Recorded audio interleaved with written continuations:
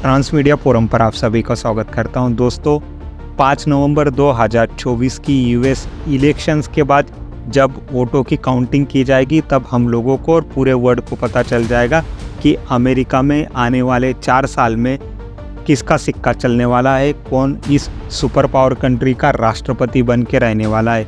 उसके बारे में हम डिटेल में जानते हैं। जैसा कि आप सभी को पता होगा कि रिपब्लिकन पार्टी की तरफ से डोनाल्ड ट्रंप ये राष्ट्रपति के उम्मीदवार हैं और डेमोक्रेटिक पार्टी की तरफ से, और डेमोक्रेट्स जिसको कहा जाता है, कमला हैरिस ये राष्ट्रपति की उम्मीदवार है।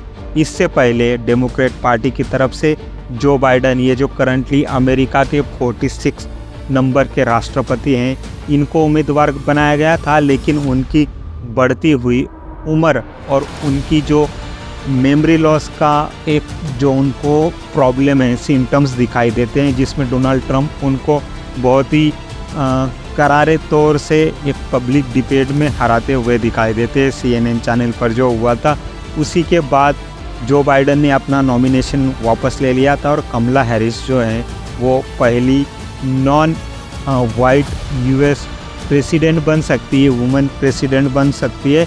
अब तक की अमेरिका के हिस्ट्री में कोई भी वुमेन प्रेसिडेंट हुई नहीं है, महिला राष्ट्रपति हुई नहीं है। अगर कमला हैरिस जीत जाती हैं अमेरिका के चुनाव में, तो ये अमेरिका जैसी दुनिया की सबसे बड़ी डेमोक्रेसी के लिए एक माइलस्टोन कहा जा सकता है।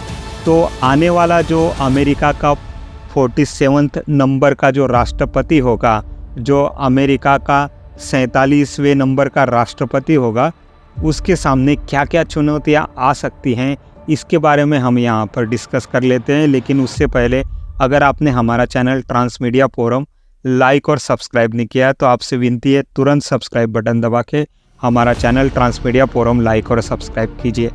दोस्तों, सबसे पहले अमेरिका के सामने जो चुनौती होगी वो रिसेशन की होगी। आपको पता ही होगा, अमेरिका एक बहुत बड़े इकोनॉमिकल क्राइसिस से गुजर रहा है।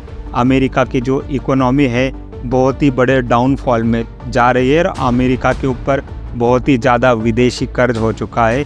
अमेरिका में लैक ऑफ जॉब्स है, जॉब मिल नहीं रही है और बहुत ही बड़ा रिसेशन अमेरिकन मार्केट में घूम रहा है, जिसकी वजह से अमेरिका में रहने वाले लोगों की लिविंग ऑफ स्टैंडर्ड जो है वो घटते हुई दिखाई दे रही है। वहाँ पर लोगों की औसतन जो इनकम है वो कम होते हुए दिखाई दे रही है।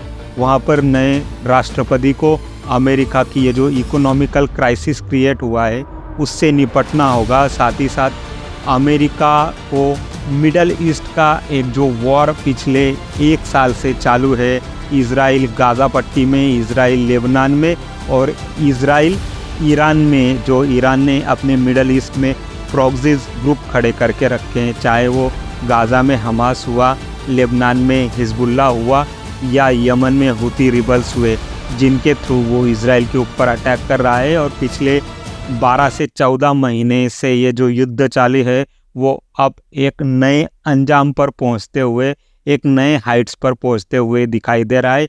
यहाँ पर अब ईरान खुलकर इजराइल के ऊपर अटैक करते हुए दिखाई दे रहा है और ये दोनों की लड़ाई जो है वो एस्केलेट होने के चांसेस पूरे मिडल ईस्ट के रीजन में हो चुके हैं। तो अमेरिका को वहाँ पर फूंक फूंक कर कदम रखना होगा। अमेरिका का जो भी नया राष्ट्रपति आएगा उसके लिए मिडल ईस्ट में एक कांटों की राह बनी हुई है, उसको बहुत ही फूंक फूंक कर मिडल ईस्ट की सिचुएशन को हैंडल करना होगा।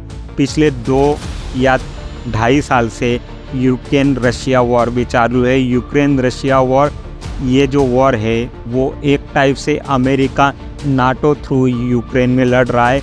यूक्रेन को जितना भी आर्मी का या मिलिट्री का साजो सामान मिल रहा है, एम्यूनिशन मिल रहा है, वो नाटो थ्रू अमेरिका ही प्रोवाइड कर रहा है। वहाँ पर भी अमेरिका को रशिया के फ्रंट से निपटना पड़ेगा, क्योंकि आपको पता ही होगा कि ये जो वॉर है, ये वॉर अब नाटो की नाक की लड़ाई बन चुका है। अगर नाटो यहाँ पर हारता है तो अमेरिका के लिए बहुत ही बड़ा सेटबैक वहाँ पर कहलाया जाएगा, क्योंकि अमेरिका ही है जो नाटो की पूरी धुरी संभाले हुए है। नाटो का इकोनॉमिकल और नाटो का आर्मी का जो बजट है वो अमेरिका ही ढो रहा है और एक टाइप से अमेरिका ही अपनी मसल्स जो है वो रशिया को वहाँ पर दिखाते हुए हमको दिख रहा है। साथ ही साथ अमेरिका को एक उसके अगेंस्ट जो एंटी यूएस अलायंस खड़ा हो रहा है, तैयार हो रहा है, जिसमें रशिया, नॉर्थ कोरिया, चाइना और ईरान जैसी पावर वहाँ पर मेजर रोल अदा कर रही हैं, उनसे भी निपटना होगा। क्योंकि ये जो नया एंटी यूएस अलायंस तैयार हो रहा है ये बहुत ही ज़्यादा शक्तिशाली कह सकते हैं हम इसको, क्योंकि चाइना एक इकोनॉमिकल पावर है और रशिया एक मिलिट्री सुपर पावर है। अगर इन चारों देशों का एक अलायंस क्रिएट होता है तो आने वाले समय में अमेरिका के लिए बहुत ही बड़ा सिरदर्द हो सकता है। आने वाले समय में अमेरिका की जो एक सुप्रीमेसी है वर्ल्ड ऑर्डर में, उसको चैलेंज क्रिएट करने का काम ये एंटी यूएस अलायंस कर सकते हैं। साथ ही साथ यहाँ पर देखना होगा कि अमेरिका के जो नए राष्ट्रपति चुन के आने वाले हैं, चाहे वो कमला हैरिस हो या डोनाल्ड ट्रंप हो, इनको जो यूएस की हेजोमनी पूरे वर्ल्ड में फैली हुई है, जो यूएस का डोमिनेंस जो पूरे वर्ल्ड में है, उसको संभाल के रखना होगा, उसका स्टेटस क्यू जो है बनाए रखना होगा। क्योंकि आने वाले समय में ब्रिक्स जैसा जो संगठन है वो अमेरिका और यूरोप की जो सुप्रीमेसी है उसको चैलेंज करने वाला है।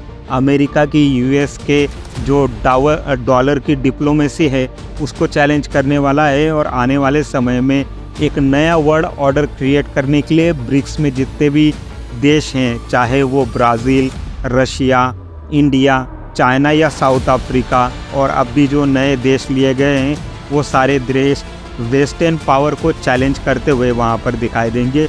लास्ट में साउथ चाइना सी को लेके चाइना का अमेरिका के साथ एक झगड़ा होते हुए दिखाई दे रहा है।